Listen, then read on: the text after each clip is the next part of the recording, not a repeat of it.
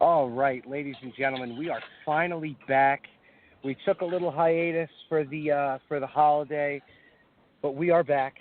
Before we get into the show, we just want to pay homage, say thank you to the proud sponsors of the Pride Rules MMA podcast, ADK Fightwear, Black Hole Jiu-Jitsu, Madama Jiu-Jitsu, 2 Minute Warning Sports 360, and our family over there at Fightbook MMA. As always, I am your host, the Reverend Tommy D. Joined with me, finally, El Profesor has come back home. Welcome back, Omar. Thank you, sir. It feels good to be back. Let's never do this again. I missed the show. I miss being on. Yes, we missed you here. You missed our buddy Tyler on 2 weeks ago. He's a madman. Fucking he madman. is, and it's very unfortunate he didn't get a fight with that chicken shit, Sean Merriman. He decided to take a fight with a guy who has already been known to throw fights for money. What do you mean, the Campbell Soup guy? Campbell Soup guy? Yeah, that's right. That's what I heard. Yeah, Campbell Soup guy. I mean, what a fucking pussy. 4-time Pro Bowl pussy. Big how does that even happen? Vagina. Dude, it's obviously he's just doing this to like do a little money play and trying to get that low hanging fruit. Like people will tune in, sadly. You could tell he was a San Diego Charger because he's got no fucking balls. None whatsoever. Wow. We're throwing it back. We're crossing. This is the genre crossing portion of the show. We're also label mates with Tim and Ship. That's going on. Yeah, well, I mean, you're a 4-time Pro Bowler, a big, nasty, fucking football player, and what does he do? He chicken shits to a guy who hasn't fought in fucking 18 or 10 years, whatever the hell it is. Yeah. I mean, it's like Shannon. He's like a Shannon Rich type character, isn't he? Where it's like I don't know. He looks like Goldberg but with tits. That's what he looks like. No, he looks like Ron Waterman off the juice. I will not get away from that. He looks like the H2O man, but that missed the appointment with the pharmacist. Dude, it's pretty bad, and it's the kiss to death. I mean, okay, let's free Pete Rose. Let's get him out and back in the Hall of Fame. But the kiss to death in sports, in my opinion, is when in the fight game when you have the stink of potentially throwing or fixing fights. That's tough to get over. It's not. There's never a good look there. Yeah, I mean, Paul Tyler signed Tyler King to set up the Merriman fight. It's the fight to make. It's the perfect fight to make because it's the fight you to make make a star in either way. No, they wanted to ride off that storyline of former teammates. For sure, and also they played on the Chargers together and didn't really like each other. And it's you got the already like the heated beef. Right? No cold beefs in the fight game, which is good. You always want to start from a simmer, at least. And then you also have, okay, not saying at all that Tyler King would lose, but let's just play hypotheticals here. You have one guy win, builds off the star of the other gentleman. You have the other gentleman win, builds off the star of the first man. It's a win-win for the promotion. Like, just looking at it from a straight, the only way that I could see that it's not a win-win for the promotion is if the fucking vagina, like you said. I mean, no, because that's an insult to vaginas. There's some tough vaginas out there. Shout out to the tough EJs. But like the cowardice, Sean must have absolutely said, no. I don't want any part of Tyler King. Get me this bum. Or his management, which I'm sorry, but at the end of the day, you're somewhat responsible for. You can't hide behind the fact, this is what my managers gave me to fight. Nah, bro. The promoter definitely wanted to book those two. Without a shadow of a doubt. Sean chicken shit it up. Now that everybody knows who his opponent is and knows what he's famous for, if Merriman wins this fight, who's really going to give him a pat on the back? It's going to be like, Nobody. Okay. So you beat You're fighting a guy that that fixes fights, that rolls Yeah. over. It's like winning a fight against Bob Sapp at this point in anybody's career. I know somebody posted that the other day. Like, nah, you know what I'm saying? It's right. Somebody posted that, I think, in 2 Minute Warning or on our page.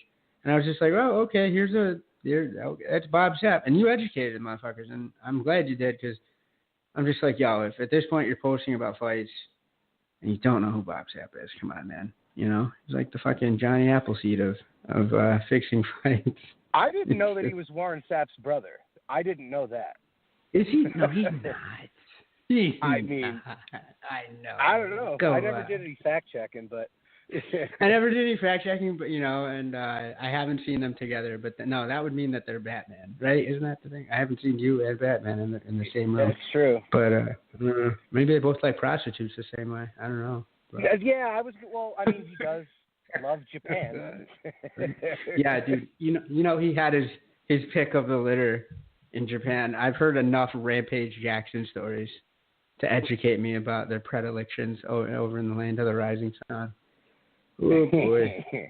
Well, yeah. So yeah, good job, Sean Merriman. I mean, 4-time Pro Bowler, 1-time pussy.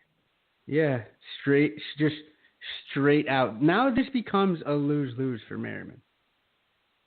He loses. It is, and it's for like, sure. He loses and it's over. Like, what the fuck just happened to you? He wins, and like you said, big deal. Like, you know, it's like beating a game on easy mode. Like, okay, like bro. When you were saying, hypothetically, if he did end up beating Tyler, yeah, wouldn't that would show? Okay, maybe this guy's legit. Tyler is a known killer. Yeah, you know what I mean. He's knocked. He's a people bona fide the fuck guy, out. and he doesn't lay down for fucking anybody. Honestly, Dude, he lost a tooth sparring the other day. Yeah, he doesn't care. He flat out does not care. Yeah, no. That's Tyler. That's a quintessential Tyler King story. Right, but if he were to get a win over Tyler, that would mean he's official. He gets a win over this douchebag. Hey, congratulations for the cash grab, Khalil Mack. I'm sorry, I'm a little bitter. Oh wow, a little bitter. Oh my goodness. So yeah, hey, whatever, Merriman. You're probably going to be one and done. It would be funny if this guy ends up knocking him out, because then he just, CM Punk'd himself. I think. That would tell me God has a sense of humor at this point. Because if that really happened after all the bullshit that went down, after all the ducking on social media, all the blocking of Tyler's like fans and whatnot. Hey, this guy went full diva for having no career in MMA. He went full sports diva, and then if he ends up by some sweet miracle, some sweet leprechaun magic, and he gets knocked out by homeboy that fixes fights. Oh man, some of the faith in humanity would be restored at that point, Tommy. Not gonna lie to you. Jesus Christ. Only some. Yeah, just I'm with a little you. bit. Still a Giants fan. I have no faith in anybody, so whatever. And a special shout out to our buddy Tim Spooney, who he is a diehard Dallas Cowboys fan. Lost a bet, had to look like what the my fuck boy. is his name? OBJ. Yeah, he's on my fantasy Odell team. Beckham Jr. Yep. Yeah. So shout out to Tim, a man who does pay his bets, unlike Kari. That guy, that $20, the VIG's still running on that? Because it's up to like $3,000 at this point. It Probably. has to be. How do you not Probably. do that, dude? How do you? This know. It's a group it's made of shit talkers. You have to, and it's only $20, man. I'm not poor shaming anybody. Like what? $20. I'm pretty sure. It was like $100. Okay, and then he also made bets in other groups too. So. Okay, then don't write checks that your ass can't cash. Then, guys, like, I don't know. That's right, Sean Merriman. Did you hear that? What are you doing? It's the truth, dude. Don't bark on social and then disappear. Yeah. Raider Nation for you, I guess, right? Yeah. Oh Lord, man, we got off the rails early. All right, so let's jump back into this, buddy. There was an event this past weekend that everybody slept on this card, and Jesus Christ, it was probably the best card of the year. Not because of high-profile fights, because every fight was tremendous. Yeah. Every fight was tremendous. And I'm not talking about like from the main card. I'm talking about the UFC Fight Pass card. Yeah. Yeah, the deep cuts were nuts. Everybody's fighting hungry. This is the type of event that Dana White goes, I wish everybody on every card fought with this much urgency. Well, Dana White didn't look too happy. Well, at the end, because of the end result. We'll get to that. He totally didn't want Woodley to win. Let's not be for sure. He totally didn't want. Oh, my God. The memes are hilarious. I've seen all the memes, and it's just like the internet is undefeated because they caught Dana in full, like, this is what I feel mode, full candor, and he hates his life now. He hates the fact that he has to still deal with Tyron Woodley as a champion. He would have loved nothing more than to have probably what amounts to a severely paid Darren Till carry the torch for a while. It's just, I don't know. It's tough, dude. It's really, really tough. Yeah, it definitely was. It definitely was. But so let's start talking about some fights. So some honorable mentions here. Jim Miller getting a big and much needed win. Yeah, dude. Yeah, he needed that. He needed I'm that excited. win bad. I'm excited that he's back in the W column. Right? Yeah. How many was that? 3 or 4. 3 or 4, I think he dropped. Yeah. And he's always game. He always puts on a great show. And, he's a Jersey boy, right? He's down your way, isn't he? Like down in the deep woods of Jersey? No. He's up in New York? He's in Sparta, New Jersey. Okay, yeah. But I'm just saying, like, he's in the deep woods of Jersey that people don't associate with New Jersey. He's out there fucking chasing the Jersey Devil with a shotgun. But he's one. I'm telling you, he is that dude. He's just so tough, and I love the fact that he pulled out a W. Yeah, he got a very impressive rear naked choke win. Diego Sanchez pulled off a decision. I mean, he really looks good at welterweight. I know, he fought title run forever.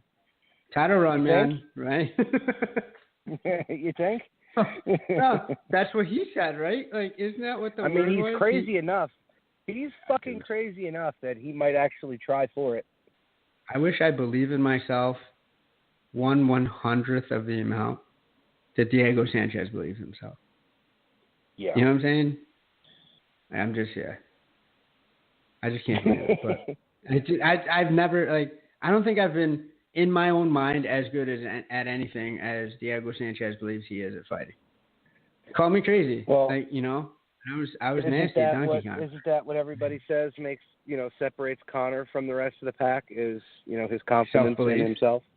Yeah. Well, that and, probably less head trauma at this point if you're comparing Conor and Diego Sanchez, but that's neither here nor there. Jesus Christ. I mean, I think there's a couple of fucking city miles that separate those two homeboys at this point. Like, goddamn. Yeah. Oh, look at you setting me up. Hey, Craig. Diego Sanchez did lose to Mike Wacker in Canada. Yeah. But he got hometown up there, so that was that fight, right? Fuck you, get out of here! I can't. You're gonna get me in trouble. Roberto just dropped in that he's seen Diego train and he trains as hard as he fights. Yeah, I'm sure he does, Diego. You can tell he does. Yeah. The guy's got one speed. That's it. He puts the foot on the gas and goes. He looks like he would maul people if provoked at the checkout line at a Safeway. He got, like, the second he thinks it's on, he's trying to kill people and get out of there. You know what I'm saying? Like it's like a scene out of the Tunnel movie with Sylvester Stallone. He's just trying to punch people in the mouth, break through some bricks, and get out of there. To do some meditation in the rain. Never forget that shit either. Let's not forget that that's still Diego from back in the day, fucking summoning the thunder gods. Well, you know what? Now that you mentioned that was the very first Ultimate Fighter, and he's still fighting. Yeah. So there's got to be something to it, I guess. I don't know. I mean, what is it? It's just him and him and the referees are still around. Yeah, but no, from that era. What's his name? That's doing bare knuckle boxing now. He was Anderson Silva's for Chris Lieben. Oh, stop it! I don't even know. Do you want to? That's how we get buzzed. But those are the two that are still. I'm about to buzz Chris Lieben. I don't want either one of them to be fighting, Thomas. God damn it! Well, I mean, maybe the bare knuckle boxing will be good for him. I hope so, because there's less overall bullshit on your dome piece at the end of the day, because you're not fighting people with fucking mauls on your hands. But I don't know. I don't know what at this point, like, it's the self-belief's got to be what's carrying him through, because homeboy's a little punchy. That's all I'm gonna say. I mean, Diego lives he lives a clean life. You know what I mean? All he does. I was going to say he lives in Diego Sanchez universe. I thought that's where you were going. Well, I mean, he does live on his own planet. Yeah. Okay. Sure. I was like, what? He does live on his own planet. There are no other fighters that are like him, and I mean that in the most positive way that you can mean it. You know what I mean?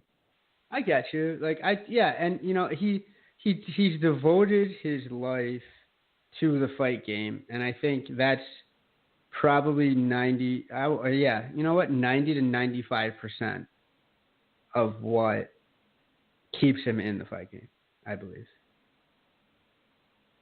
is his commitment to the lifestyle. Was he the guy on that season of Ultimate Fighter that, like, cut the Brussels sprout heads off of somebody, or did somebody cut him off of his? And they went nuts, or something happened. He cut the heads off the asparagus for his shakes, and he just left the stalks. And somebody else was like, "Who leaves just the stalks? You fucking wild animal!" He wouldn't back down to Stephan Bonnar. You know what I mean? He was a lightweight. Stephan Bonnar was light heavyweight, and he would. Yeah, no. Yeah. And you know what? Back then, and especially now, I'd bet some Kerry Man dollars on Diego Sanchez in either one of those altercations, just for heart's sake. I know there's a huge difference in size, my man, but there is. Yeah, but still, there is. I've seen Stephan quit over pain to a gut shot. Yeah, I mean, and I'm not saying I would have fared much better, but I just think that Diego looks like a guy that you'd hit with that sort of clean body shot and would still try to, like, claw at you or, like, slide over to you on his hands. I think you'd pull it off. I think so. Well, you know what? I mean, even if it doesn't mean a title run, he could still be an exciting fighter in the welterweight division that kind of needs it. Kind of needs some more exciting fights there, because, I mean, I'm not going to say it's going to be at a standstill, but there's a bit of a log jam right now. The guy that's at the top right now, I don't see anybody beating him. I see him retiring with that, unless GSP comes back. But that's another topic we can get onto as we get onto the show. So jumping over to the FX prelim card, I loved how it was on FX because there was something else on FS1. Like, that just shows you how low Fox thinks of the UFC. Dude, every day that goes by, they give less of a shit. Let's be honest. It's by 2019, so it's like it's going to be on FS36 in December. They're not going to give two shits, bro. Like, UFC would be better off streaming it themselves, just so that people don't fucking have to search on their guide on their fucking Comcast guide for where the hell UFC is, because it's getting crazy, dude. What was on FS1? Do you remember? I don't. Was it cricket? I don't know. Maybe college football. Polo? Maybe water polo? Spelling bee? I think maybe it was college football. That's legitimate. That's somewhat legitimate, at least. At least it's, and it was, wasn't it the first week it was back? So, makes sense. Yeah, whatever. They don't give a shit. They hate them. They're over. It's over. It's that broad that you've broken up with but hasn't moved out. They that's probably how had like Appalachian State against fucking Ocean County College on FS1. Oh, Christ on the cross. They had Dutchess County Community College, the fucking Hawks, or what, I don't even know. Yeah. I don't even know what the community college, whatever. The blind high school basketball team on FS1 instead of the UFC. Oh, sweet Lord. Oh, my God. The blind. I have no part of that. Come on, man. I can't. Come on, man. It gets me so annoyed. It really does. It just gets me so annoyed. You have to search for it now. Before it was on Spike. Before it was on Spike, and that was it. It was Spike and pay-per-view. That's it. Yeah. Now it's on every which way, and I kind of like where ESPN's headed, where it's going to be. It's either really like 1, 2, or plus, mostly plus. So, and that it's tying their fate to the UFC in a way. So they're definitely going to always prominently feature it on Plus. It's always going to be advertised on Plus. It's going to be a good move. But yeah, so we found it. Which fight you want to get into, my man? Oh, I mean, Aljamain Sterling against Cody Stamann. Holy shit! Yo. I mean, it was amazing to see that once, but then we got to see it again. But you couldn't really see what Aljamain was doing. You know what I mean? You saw that he had his back. You saw that he was working for something. But an inverted heel hook? Holy balls. Yeah. Holy balls. I know. Dude, some dark arts Aljamain's got cooking up there. He's been back to the motherland and getting some Santeria, some voodoo going on, because that was just magically dirty. It's not you and I both grapple, bro. The last thing we're waiting for when somebody's got our back is a fucking heel hook. Like, come on. Stop it. Yeah. It's almost, if that, I could just, putting myself in Cody's shoes, I'd just be like, son of a bitch. Rear naked choke from a back take? Okay. Armbar from a back take? Less likely, but not as bad. A heel hook from a back take? Shit. That's a demotion at that point. I know I'm not trying to take something away from Aljamain, but that's like, just take some stripes off the belt there. Like, that's so demoralizing, man. So demoralizing. And then apparently it was contagious, as you mentioned, towards the top of the card. But man, I'm excited. You know what it was? About it. Yeah, I mean, Aljo was just putting it on him so much. I mean, he was getting the better of him on the feet. I mean, there's not too many guys who could actually grapple with Sterling. Sterling has amazing grappling. You hear Matt Serra talk about it a lot. You see it in the fights. And as we, when we had Aljamain on the show, he said that Matt Serra had to actually slow him down in his pre-fight warm-up. So this guy's got cardio for days, and he's so young and getting better with each and every fight. I know he's ranked 8th. He beat the number 10th ranked, fighter in that division. His one bad blemish is against the guy who should be fighting for the belt right now, in Marlon. Dude, you know what I mean? That's a pretty impressive resume. So it's not anything to. He's not a slouch by any stretch. I don't think he should hang his head.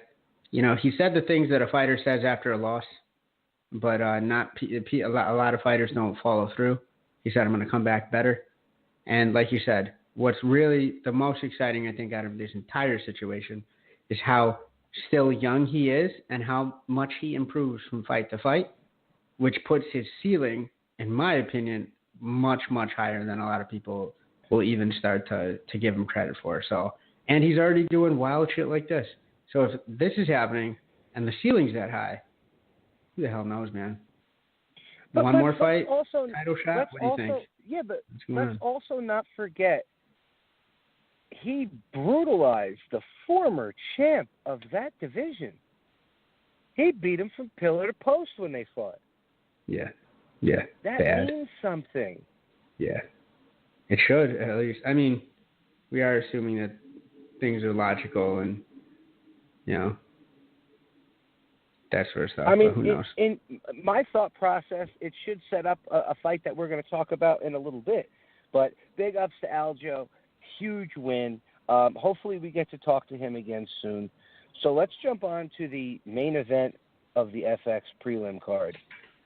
Tatiana Suarez utterly destroyed Carla Esparza. I mean, dude, Suarez is a wrestling god for the females. I mean, her top pressure. She's a female Khabib. I'll say it. Yeah. She's a female Khabib with better stand-up. Yeah, relentless, dude. It was just like a little Mack truck, just and Carla Esparza is good. That's what's crazy. Like people, I mean, I know in her last couple fights, people have finally been kind of, and this is what sucks, is I feel like, you and I might have known, really heavy into the fight game, people would have known, okay, Carla Esparza, yeah, definitely. Give her props. Not a lot of people did. But her last couple fights, I feel like she's been picking up steam almost. So I think a win here would have definitely done some good things. At least like with how the public viewed her. I think she was kind of, emerging a little bit from under the rock that some of these fighters are under. And Tatiana Suarez said, oh yeah, wait a second, hold my beer. I got something for that ass. And just, I mean, she got mauled. Esparza got mauled. There's no two ways to put it. She's so small. Yeah. Like, she is really, really small. Yeah. But then what does she do? Does she drop a division? I mean, I don't know. She's not like, she's small, but she's not fat. No, like she's not, no. She's just tiny.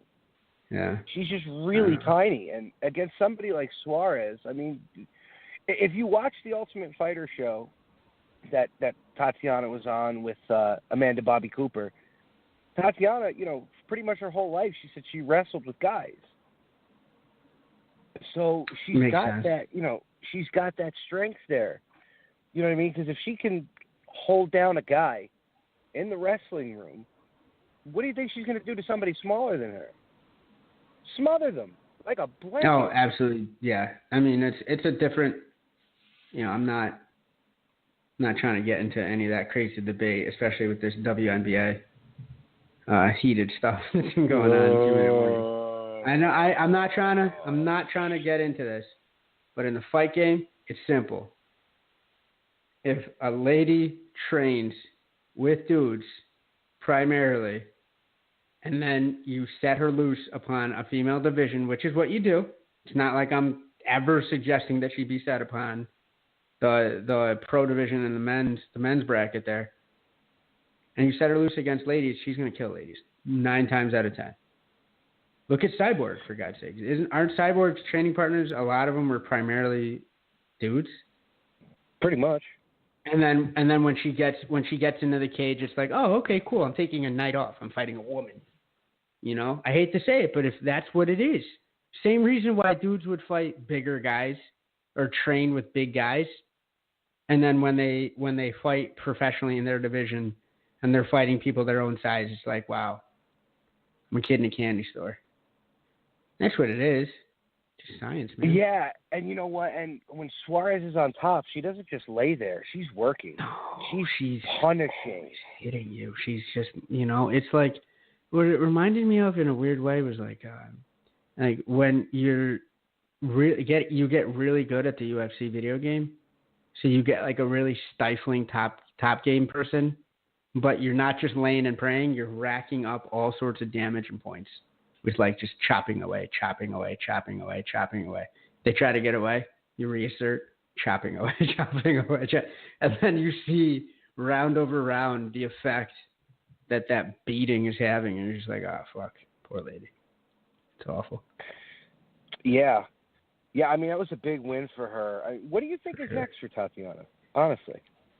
I mean, do you see anybody in the division that could really give her wrestling problems? Not really. No, so I think it's a moot point. Like, do you rush her to a title shot?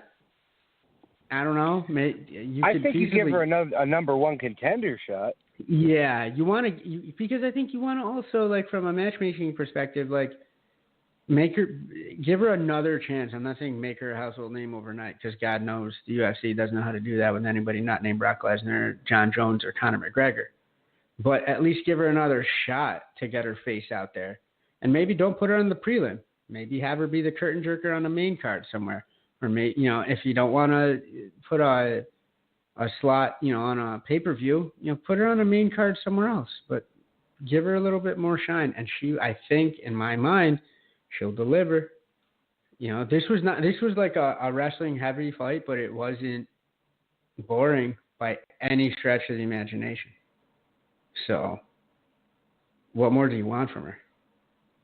She brings violence. Not at all. Not a fight game. She does her job. She's 7-0. She has an amazing story. She had the Olympic. She was hopes to be in the Olympics, but then she had that disc problem that they found the tumor on her thyroid. She had the radiation and things like that. So you look at somebody like her.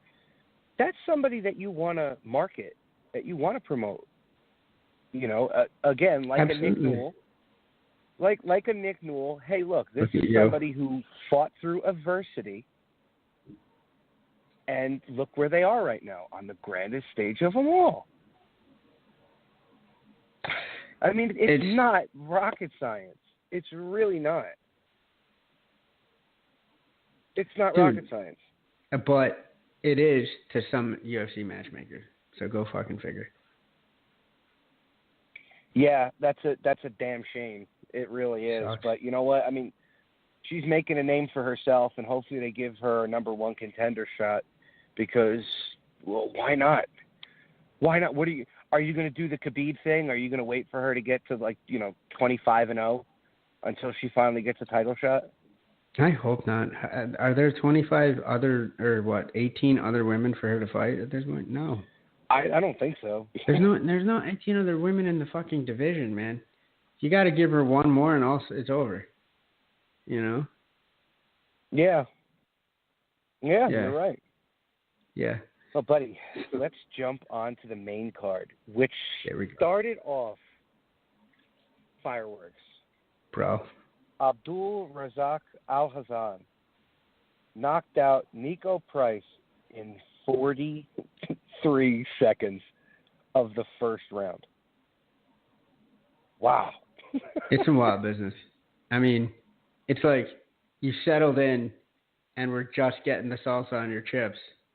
And then, it's over. Hold on, what happened? You run that back for me a couple times, and, they have to fill up some time with a bunch of replays. But come on, man. 43 seconds? It's almost so fast that you're like, definitely dropped $65, and I'm only getting $55 worth of screen time. It's a little too fast. Crazy. Yeah. I mean, look, this, Al-Hazan, he's awesome. He's only got one loss by decision, and all his wins are by knockout. Exactly. He's super exciting. He brings tremendous fucking skills into the octagon, and he apparently there's no such thing as nerves for the guy, right? Big stage, and he goes bang. And Nico Price is no slouch either. Like, Nico Price has been around the block and then some, and he's like, oh yeah, Nico Price, yeah, fuck your mother. Yeah. No. Hold that. How does that feel? Hold that. Like, come on, bro. Jesus. Tough. Yeah, I mean, the competition's probably going to get stiffer for him now with about as stiff as Nico Price was for a half second. Hey-o. So what do you think they do? Do you think they give Al-Hazan somebody in the top 10? No, they're going to probably give him like a top 1 fighter gonna get a fucking you know my love, my hate relationship with UFC matchmaking lately. Though they're gonna fuck up. They're gonna fuck this up somehow too, because his name's not Conor McGregor or fucking John Jones. You know, I think he needs to go out and crash a Bentley and tweet about it on social media and make his avatar a lion, just a giant lion's mane, before he gets a good shot. I mean, what would be smart would be gradually bring him up, because why rush an unprepared fight? Not saying he's unprepared, but why? You never know. Like you said, some of the competition maybe is not. Nico Price was definitely a solid dude. He's a good yardstick. He's a good barometer. I hate the word journeyman, but it is what it is. I don't know. He's in a good division where he could make some waves, but like, I don't know if they could easily fuck him and they could easily just catapult him. So who knows? Like Darren Till finally. I mean, I know I'm jumping ahead, but Darren Till finally hit the ceiling. So I would just hate to see, somebody that could. Hey, he could. Yo, yeah. Tyler's been on hold. Hold on a second. Oh shit! 2 minutes and 50 seconds. My apologies, sir. I got this new system. Let me bring him on. I'm Give me a second. wondering why he gave me the middle finger. Sorry, Tyler. That was my bad, bro. What happened again? What is up, brother? Nothing. Just, kind of bored after training on Monday night. So, sitting outside, drinking a beer. Maybe gonna go to the bar, call you guys. A little bored right now. So, did you happen to hear the beginning of the show? I did not. What did you guys talk about? You. Oh, jeez. Oh, yeah. Jesus. Okay, so what did you guys talk about? You not being a pussy and somebody else being a pussy? Pretty much. Oh, okay. So, we're talking about Sean. We're talking about Mike. We're talking about Mike's wife. No. Well, actually, we talked about the two of them. Does Mike's wife throw fights as much as Mike does? You want to give Sean a call? Oh, no. I mean, we can. We can. He's very, very frightened of me. I mean, hold on. I mean, if you want, it's up to you. Who's gonna get an order of protection? Watch. Just that's the type of guy. He might. Deep Sixing UFC 228 to call Sean Merriman live on air, just so Tyler can call him a pussy.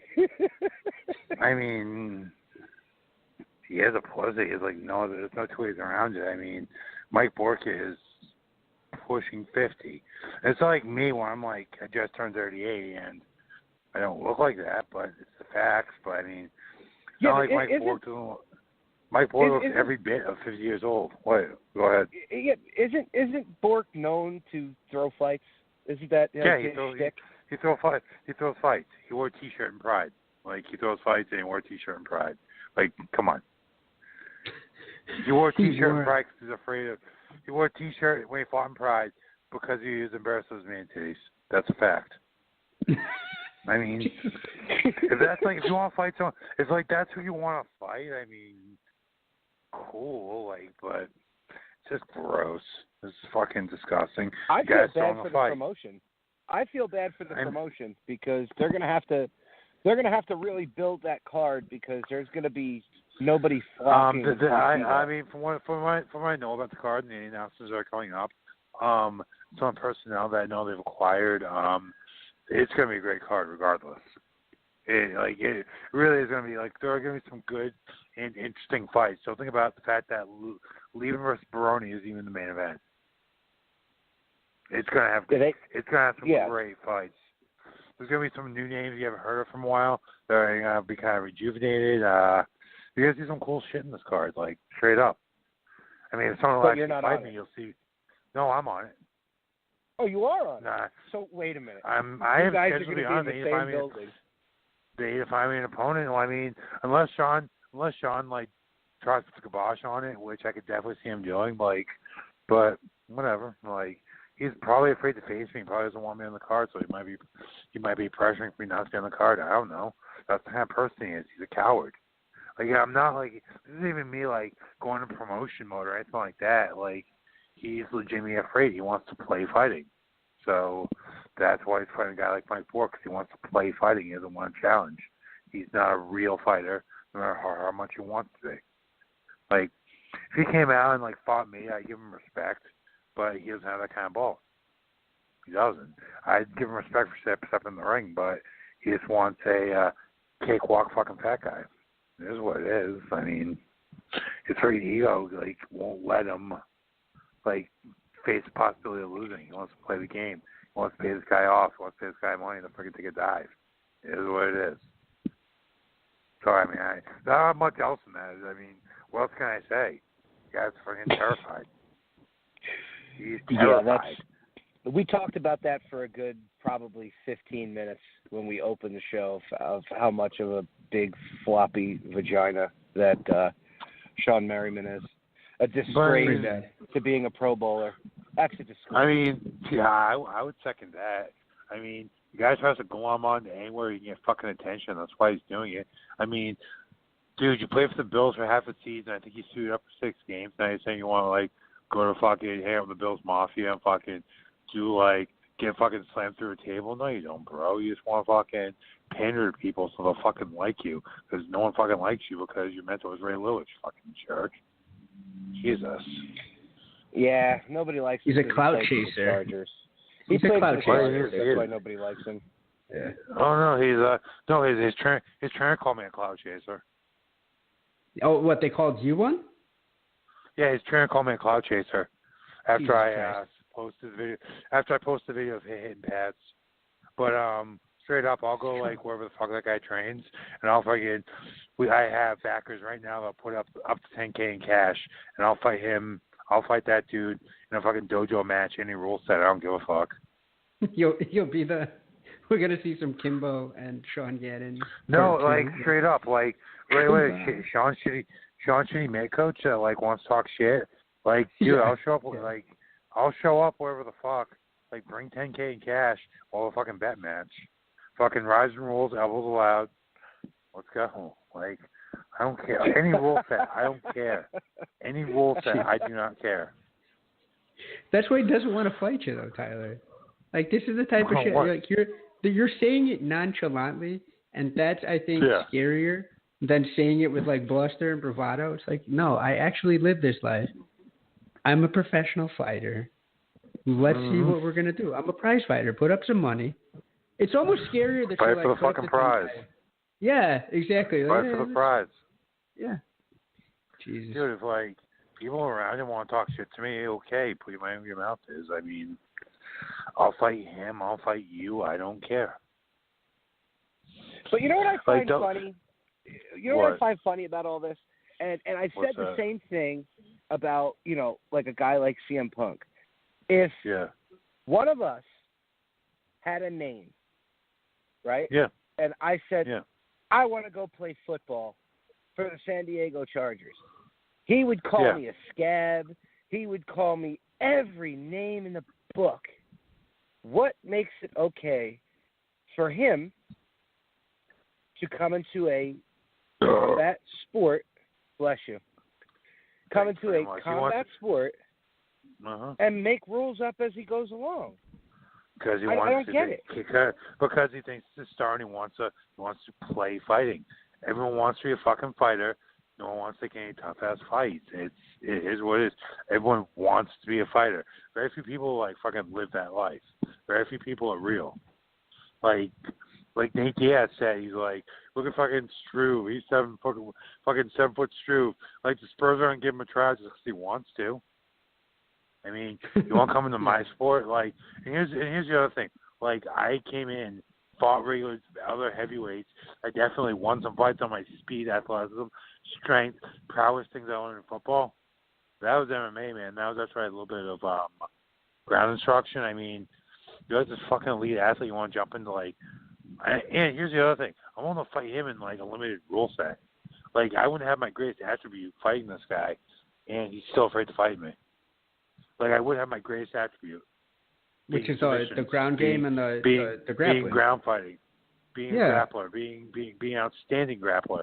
Like, I wouldn't have my greatest attribute as a combat athlete. He still doesn't want to fight me. He is not about that life.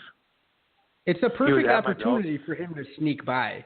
Like, if somebody said, okay, you got to come in and you got to fight a guy like Tyler, but, you know, let's craft the situation to try to, like, steal some of the shine off of.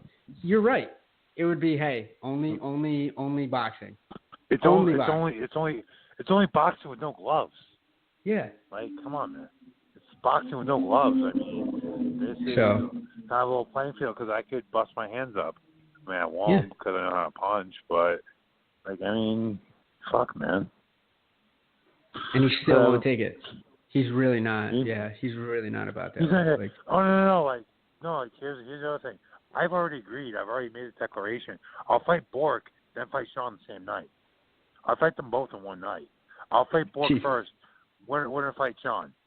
Like, what's wrong with that? Like, we both get, like, if Sean wants to level the playing field, one of us to be softened up first. That seems like it's the perfect way for him to do it. One of us to be softened up with a fight earlier, and he gets the fight fresh.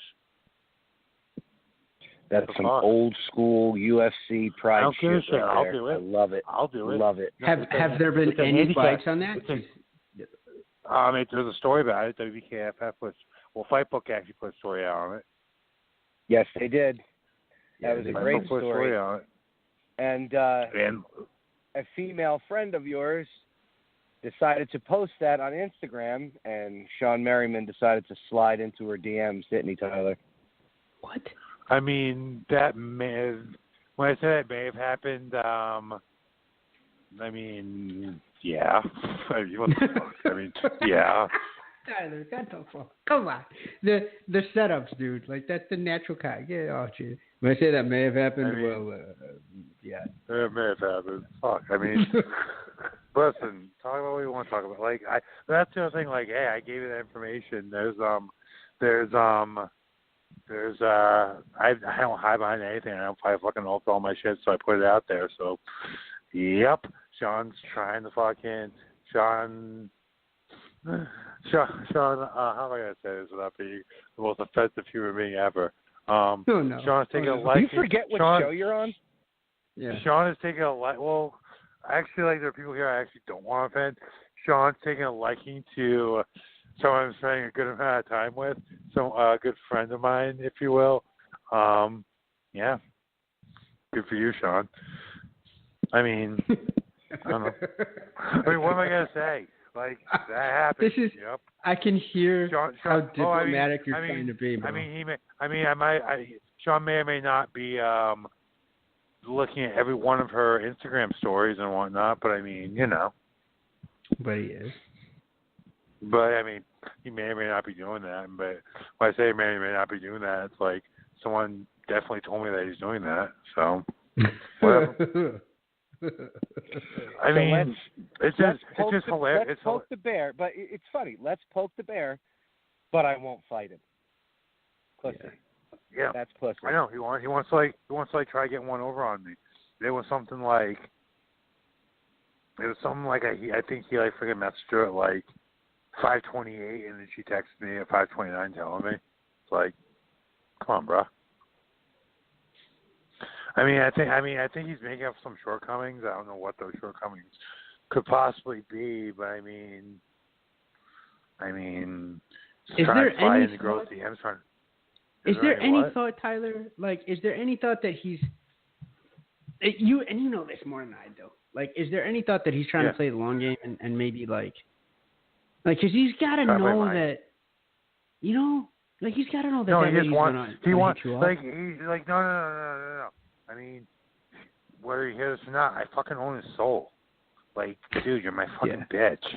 Like, there's no two ways around it. So, like, he wants to, like, try to get one over on me somehow. So, let's fucking message the girl that Tyler's been hanging out with. Like, but I mean, dude, it's like, it's fucking tired and sad. Like, dude, it's getting messy. It's just like, what? You think, like, dude, you're not fucking all pro anymore. Like, you think it's gonna work? Like, you're a fucking shitty pro clothing brand that you fucking stiff fighters on. Dude, I know for a fact Sean paid main card Bellator fighters $200 for a lights out sponsorship. $200 fucking dollars. He's a cheap motherfucker. Wow. That's pretty terrible. Yeah. And he oh yeah, I know he also tried to pay people with like social media mentions. Like he's a scumbag. He's a used car salesman. Like sweet chains, dude. Like those chains he wears make him look like a used car salesman. I mean, and that's the other thing. Like he's afraid to address me because I'll just friggin' run circles around him. I'll run circles. He can't talk shit. He doesn't know what this game's like. What's he gonna do? No. Beat my ass? Threaten to smash me?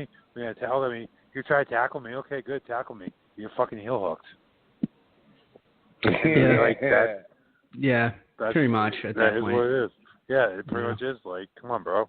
What you got? What can you do? Like, there's literally nothing you do to me except not fight me. That's like the only thing you can do. You have nothing for me at all. Well, Tyler, we love when you call on when we're discussing the past event that happened this weekend. I know you watched it. Oh yeah. So yes, I did. We're jumping on to the most boring fight on that main card, which was Jimmy Rivera against John Dodson. I personally think John Dodson won that fight. I don't think Jimmy Rivera won, but they gave him the nod. We all lost. Yeah, we all lost. But my thinking is, after Aljamain's amazing submission, I think it's time to finally do the Aljamain Sterling Jimmy Rivera fight that we were supposed to see in the CFFC that we've all been waiting to see here. We should Aljamain versus Dodson.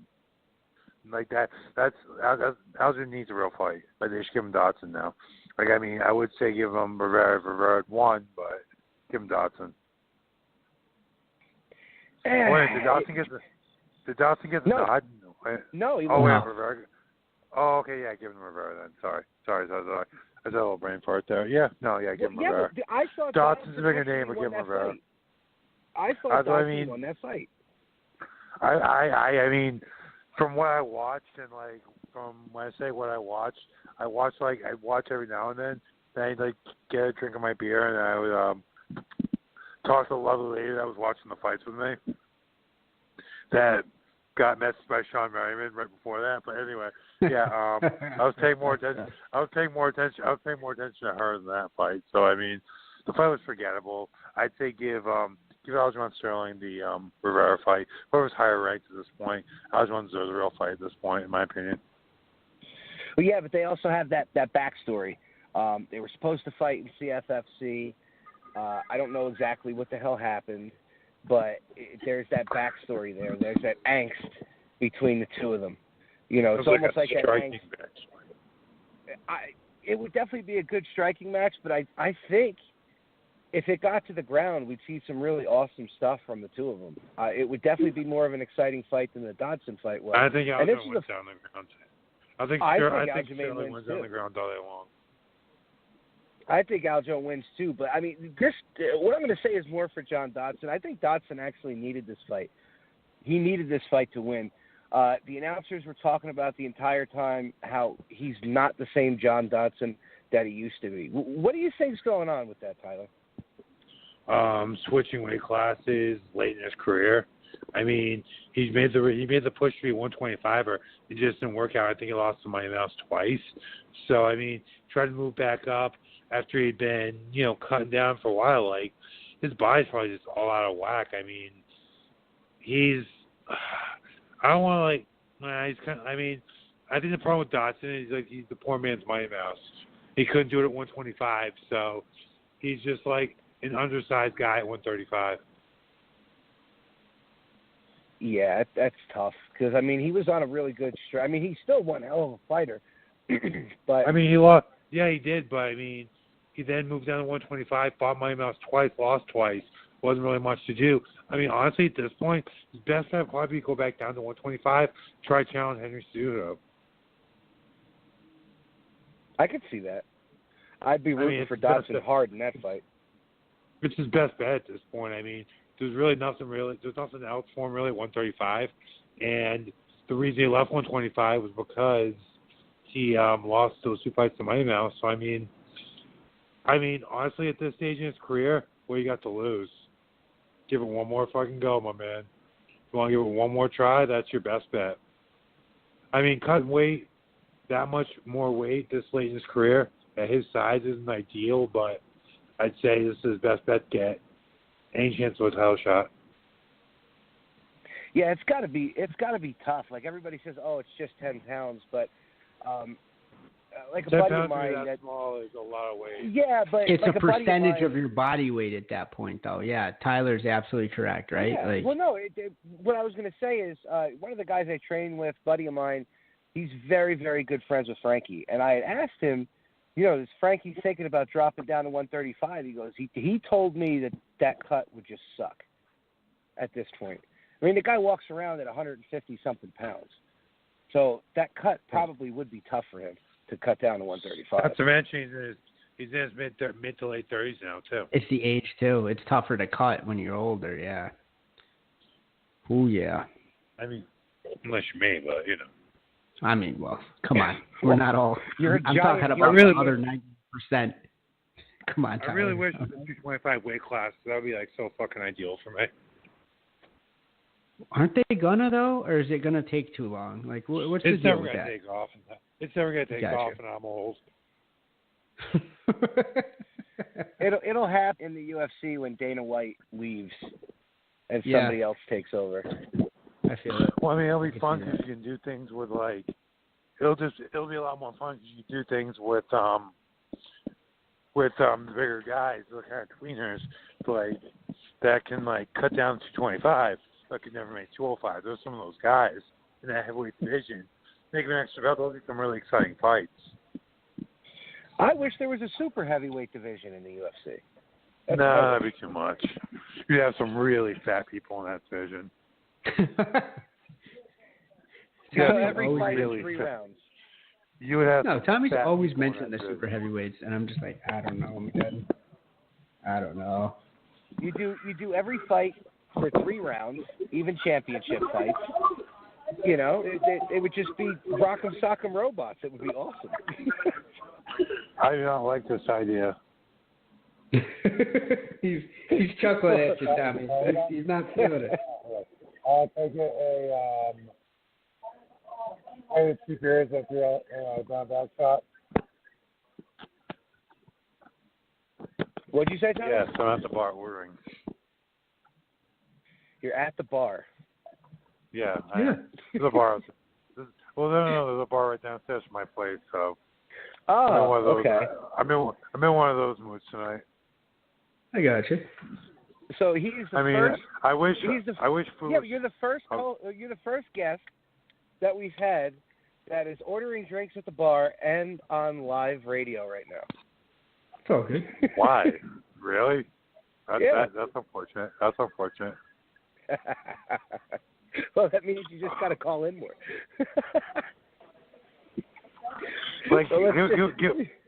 Can we just recap that? I'm sitting at a bar after I've trained. I just took a shot of drinking a Pabst Blue Ribbon. I drank a nice hoppy IPA while I was talking to you guys. Right outside my place. Haven't even had a post. I had a shake, a protein shake, but it's not like I have ideal nutrition right now. And Sean Merriman is still afraid to fight me. I fucking just trained, and now I'm drinking after I trained, and he's afraid to fight me. I mean, what the fuck, dude? I'll do this I'll sign a contract to do this every night until a week before the fight. I don't care. just to soften you up somewhat to get them to at least sign. I don't care. Soften me up. All right, I already said, I'll fight a guy with 26 fights. As awful as Mike Bork is, he has 26 fights. I'll fight a guy with 26 fights the same night I fight you. Come on, dude. Come on. I mean, how much time we got? You guys want the number?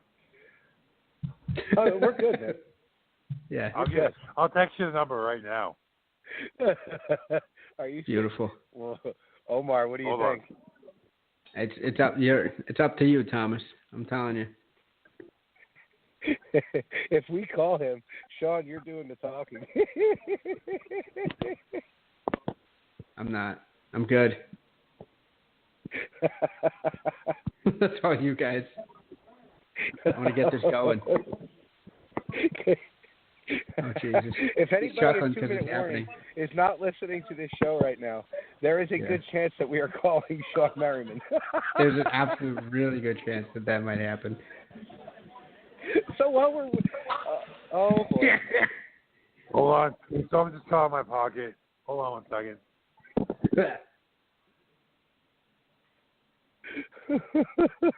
I mean, do we do this, Omar? Why not? Worst case scenario, we get his voicemail or we get told to go fuck ourselves, which, I mean, you know, been in a committed relationship for a while.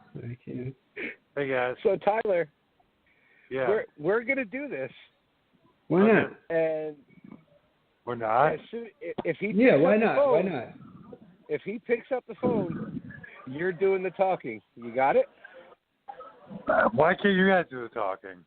Well, because we're calling for you. Yeah. He's not going to recognize the number. He'll probably pick up thinking it's somebody's DMs that he slid into. You know? I mean, that's a possibility. I mean, I'm trying to think of what I'm going to say at this point. Just say, "Hi, Sean. This is Tyler King. You're live on the radio." Yeah, that's pretty much it, man. See, you'll probably hang up right after, but we'll get a good chuckle. How you doing? Omar, the number has been sent to you. Roberto's like, "Do it. Oh, it's going to happen. I'm pulling this right up. Yeah, fuck it. I mean, if the voicemail picks up, at least hang up. I'm not leaving a voicemail. I've left some very nice voicemails. There we go. So let's see. We're totally D6ing the UFC 228 card right now. 2 calls. Yeah, no. Yeah, it's been discussed. I mean, we could talk about UFC 28 if you want, or you can do this. I mean, no, we're whatever. definitely doing this. Where it's happening right now. Fuck yeah. This is what's gonna, yeah. There we go.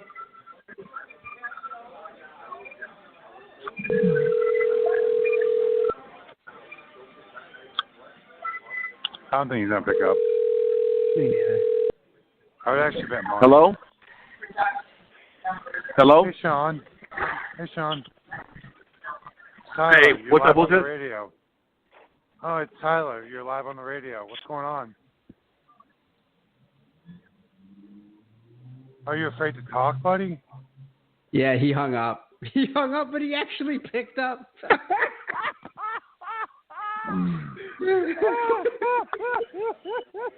Sean, Tyler, you're live on the radio. Yeah, and then he's like, "Fuck you." He just hung right dude. The second it went over that it was Tyler, he's like, "Yup, fuck no." Nope. Hey, Sean, it's Tyler, you're live on the radio. Yeah, well. Bye-bye.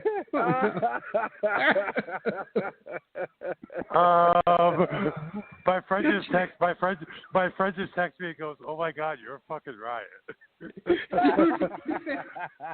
And you were polite about it though, like not that you wouldn't be, but that made it funny, Tyler. Like you're like, "Yo, hey." The man, fact that I was so polite about it. Yeah. Oh my God. Yes. Oh, Christ. Fucking missed this Hello, show. Sean. You're live on the radio. Click. Hey, can you guys send me audio of that, please? Oh my God, dude! Oh, for sure. We will. I'll make a note. No, I definitely need audio of that. I definitely need audio of that. It's 100% going to happen. I will cut that up. Oh, that is beautiful. I wish he would have engaged with you. I wish he would have engaged with you a little bit. We wanted to be on ESPN. Okay. Let's be serious. Not only is he no match for me fighting, he's no match for me verbally jousting either. We all know that. Well, he ran the same way he ran from signing the fight, dude. Like the second, it was a hair delay till he was like, "Oh fuck you," and then he hung up immediately. like immediately. Yeah. I mean, he just disappeared like he did in the second half versus the Patriots in the 2006 divisional game. Oh boy. Oh no. I mean, I was on the sidelines. I watched him disappear the entire game. As soon as Sean Phillips got hurt, he was gone. Then he was really sad after the Patriots did the lights out dance on his logo. Jesus. It was really sad. We have a caller though. I mean, I was sad. We have a caller. Sad too. Oh, we do. Who's the caller? Hello. Hello. Hello? Who do we got? Oh, it's Kareem? Of course. Oh, hey now. Fresh out of job number 2.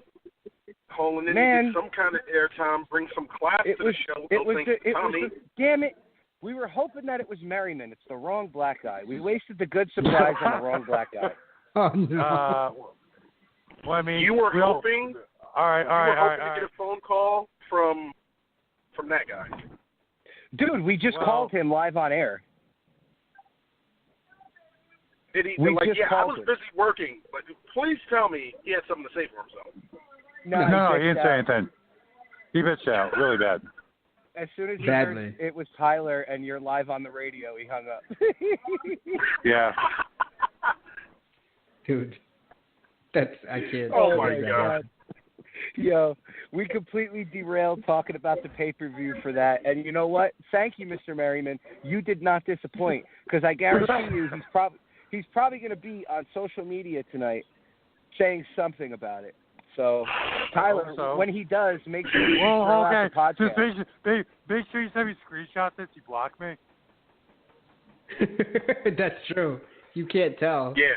That's right. He blocked me like a while ago. He blocked me on all social media, and then he tried to slip into, my friend's DMs. I mean, Oh, well, you know what? Ask her if he posts anything about it on social media. I mean, she might be getting blocked now, too. Who knows? I mean, hey, I got screenshots already. Oh, my God. Oh, God. Oh, man. All right, let's get this back on the rails here. We got a couple more fights to talk about. Let's talk about somebody who's got brass balls. The Dagestani warrior, the Mark Henry hero, Zabit Magomed Sharipov. All right. Okay. First of all, that's not balls of steel. That mother effer head. Like, dude, that guy's got skills. He is a freaking beast, especially at featherweight. Freakishly tall at featherweight with skills to match, footwork, good submissions, all sorts of freaking sambo backgrounds. Come on. You think it's hard for him to do a leg lock with a sambo background? Come on. Dude, that guy is like don't be like hard. Dude, that guy is the real freaking deal. Like, I see him challenging Max in 2 or 3 fights.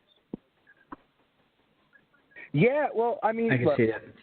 And Roberto, I know you love Yair Rodriguez, but he's running from Zabit fast. I love Yair too, but I mean, Zabit's a tough fight for anybody. Like, I personally know Kyle Bonchak, who is A, super talented, and B, super tough. Like, that was Zabit's first fight in the UFC, and that's a world-class guy Zabit just shut down. I mean, I just outpointed, shut down, and I was just amazed, Like, this guy is something special. Like, I'd say he's the most special prospect at featherweight we've seen since either Conor or Max. He's fucking gifted. I'll tell you that much. Yeah. Okay. Yeah. All right, I made my point. I'll shut up. No. You're absolutely right. Perfect. Well, that fight, Zabit broke his hand backstage warming up before that fight. Come on. Yeah. Not the fight with Brandon Davis, the Bochniak fight. He broke his hand hitting pads. Jesus Christ. I didn't know that. That makes it even more impressive in my mind. That's why people were saying like he had like kind of a lackluster performance and he wasn't trying to put Bochnak away completely because the guy was fighting with one hand. Bochak's one of the toughest dudes in Boston, so no wonder his hand hurt. Like, broken hand or not, like that, you're going to break your hand on that kid's head, dude. That kid's got a freaking skull, and he's tough as shit. Yeah, he didn't break it on his head. He broke it hitting pads back in the back. No, I know. So I was about to say, oh, shit, that would complicate matters. Yeah, but look, I'm excited for Zabit. It's a little concerning for me because him and Frankie, they train together, and they're both in the same division. That's the concern. I have a feeling that one's going to be gone before the other makes his ascent. Like, Frankie's in another stratosphere right now. I mean, what's Frankie, like 2 wins away?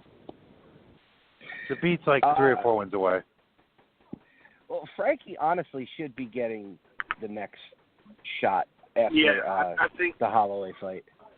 If Frankie's not getting the next shot, he may just want to win. Wait, he beat someone after Ortega, right? Yeah. Who did he beat? Yeah, Cub Swanson. Yeah, he beat Cub Swanson after Ortega. So, yeah, he won another fight after Ortega. So, I mean, I'd probably one more fight. I'd say one more though. Coming off knockout, the guy fighting for the belt. I'd say he should win one more. He should probably win one more. Not Cub though. I don't know who you give him though at this point. Like that, there's not really like a clear cut. Maybe give him Aldo again. I'd say that's probably the best bet. Have Frankie Aldo fight for one more. But the thing is, if Aldo wins, you can't really give him Max again. So what you gotta do is hope that Frankie beats Aldo. That's the best bet for it. Or the only other fight I could say makes sense is Frankie versus Lineker. And I think Frankie beat the bad guy Lineker, win by decision, and then move on.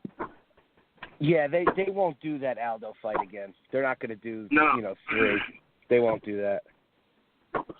I mean, I kind of want to see Frankie get that one back though. I agree, but like, if they did that again, well, like you said, like if Aldo doesn't go anywhere, if he gets the win, and if Frankie wins, I don't think he'll get the win because the only reason Aldo won before because he was on performance-enhancing drugs. That's the only reason Aldo won those fights before because he was on drugs. Well, the first fight he's skilled. Either way. Agreed, but he would have been in the first fight if he hadn't been on performance-enhancing drugs. He would have wilted. He would have wilted in later rounds. But he was all drugged up. That's a new outlook. No, I mean that's the fact. I mean, Aldo's he's one of the known dirty fighters that never got caught.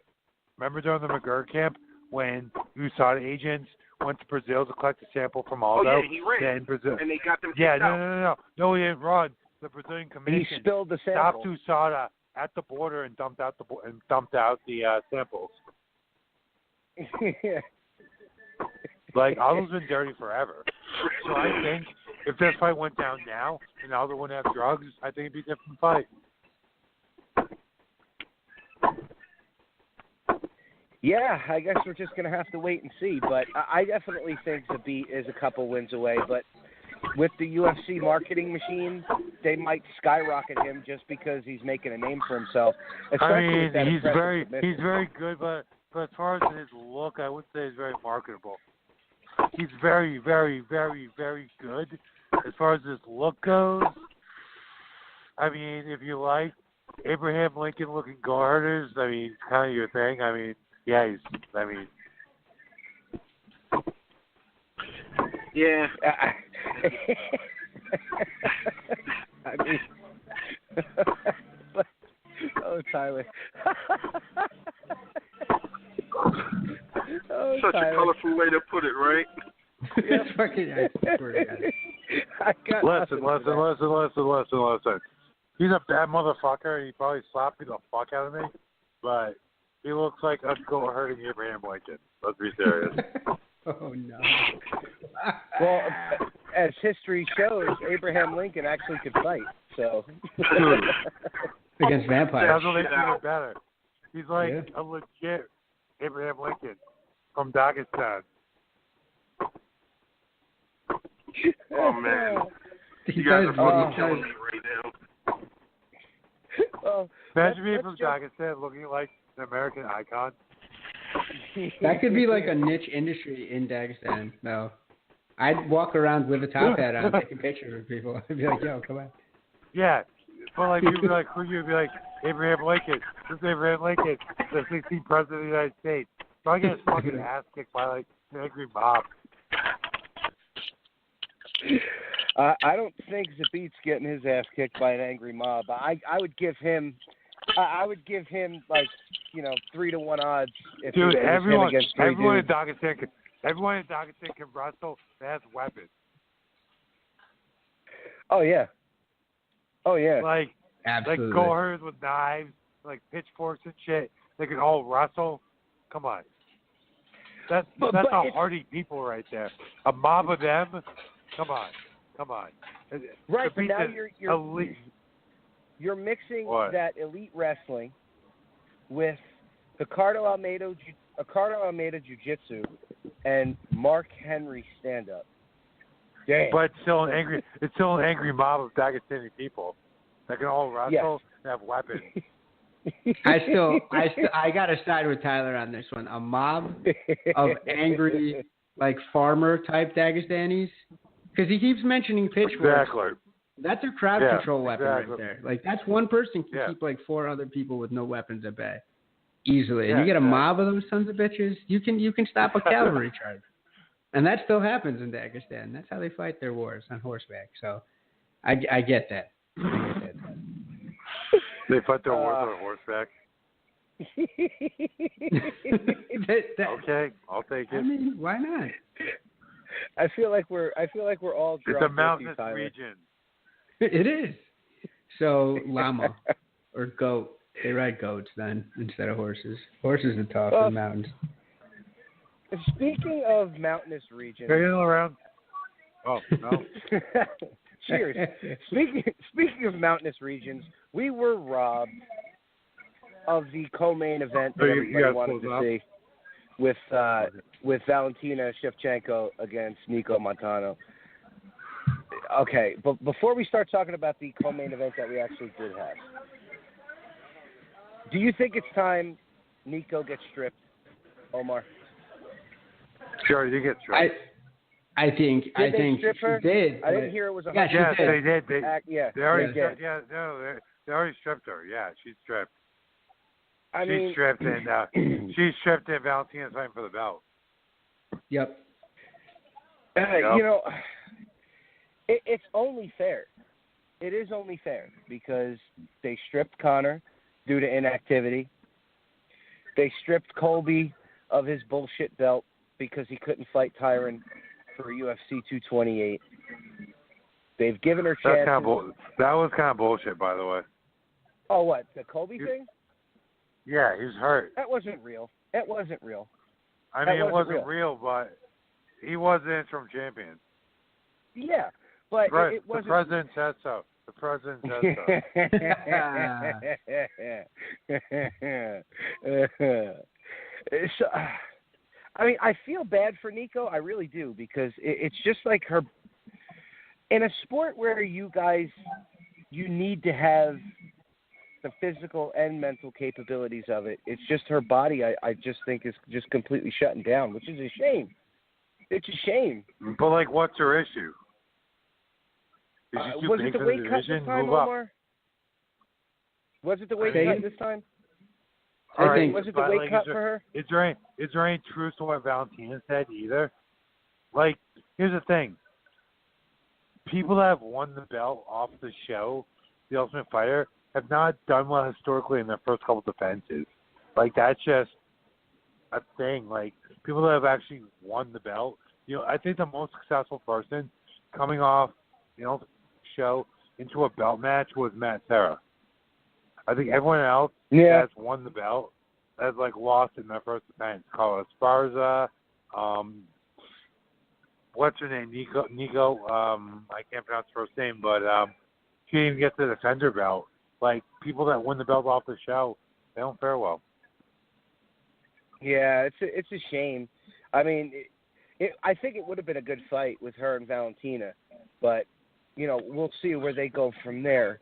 But the fight that we did get, which was an awesome co-main event, Jessica Andrade completely decimated Karolina Kowalkiewicz. I mean, that was bad. Yeah, it was pretty bad. Usually don't see finishes like that in 115 either. So no. That little Brazilian brick house can throw bombs. Yeah. Bombs. She was throwing bombs. The woman does not have a neck. She does not have a neck. Her neck is gone.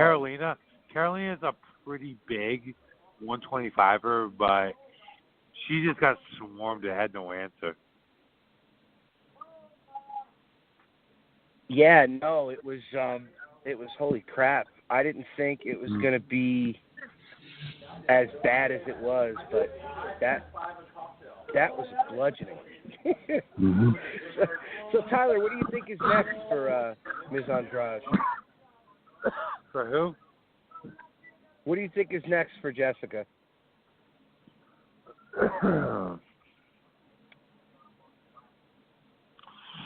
What was the ranking before that? She was 3, right? Something like that. Honestly, after points like that, she should probably fight Thug Rose. You think so? Yeah. Who else is there? Thug Rose took. Good point. Thug Rose is in 2 fights. Thug Rose taking a dump on the best 115-pounder that we've seen so far. No one else is really compelling, and Aranda AJS put a bludgeoning on one of the top girls in the world. She looked like a bully doing it. She looked like an absolute savage. Perfect foil for Rose. Yeah, I mean, like you said, there really is no one else. I mean, the thing is, Rose, as good as Joanna is, Rose hasn't really fought anybody with, serious horsepower, serious just power, explosiveness. And Aranda really, really has that, especially in that division. So it'd be really interesting to see how Thug Rose deals with that. I mean, I think Trevor Whitman could probably come up with a great game plan, keep his distance, and Rose could pick her off. Or it'd be one of those things where Aranda's just coming in, with a full head of steam, and Rose steps back, runs her right into a couple big right hands, and finishes the fight. But it just depends. I like that fight a lot, though. I think that will be the fight to make. Yeah, we'll see. I mean, after that performance, you can definitely make a case for her. Yeah, so let's jump on to the main event. Now, Tyler, you were on, and I said this, and you argued with me. I said Darren Till was not ready for this fight, and you told me I was crazy. No, he was ready for this fight, but no. He was not ready for. He was not ready. Yes, he was. Yes, he was. All right, so who's more ready? Well, who else to give that fight to? I don't know, but not Kobe. Yeah, exactly. No. Waited. No. Till was ready, but right now, Tyron's probably the best one. Other than GSP, Tyron's the best 170 champion we've ever seen. Other than GSP, we haven't seen anyone better than Tyron. We haven't. The people want to it's not the same Tyron that got beat by Nate Marquardt in Strikeforce. It's just not. That Tyron's been built from defeats like that. This guy is on top of his game physically, in his physical prime, working with Duke Rufus on his striking, on top of his elite wrestling, and now black belt jiu-jitsu. We haven't seen anyone like this before. GSP was amazing. GSP was great. But GSP did not have this kind of horsepower. And Tyron's on the path of GSP. And he is the most gifted athlete we've seen in this division ever. Yeah, the reason why I say Darren Till was not ready for that, he didn't have any kind of opponent that was like Tyron.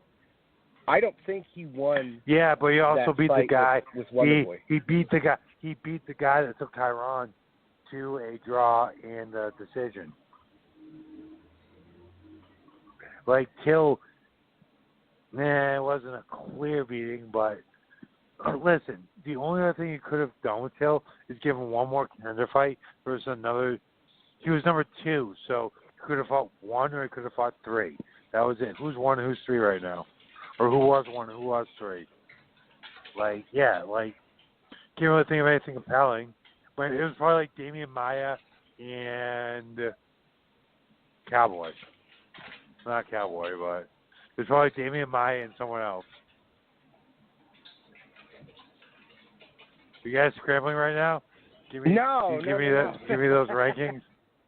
Give me those rankings. No. We just listened to what you were saying. I just didn't think that he was. I didn't think that he was ready. They didn't really give him who was 1, a wrestler. Who was 1? All right, he was 2. Who was 1 and who was 3?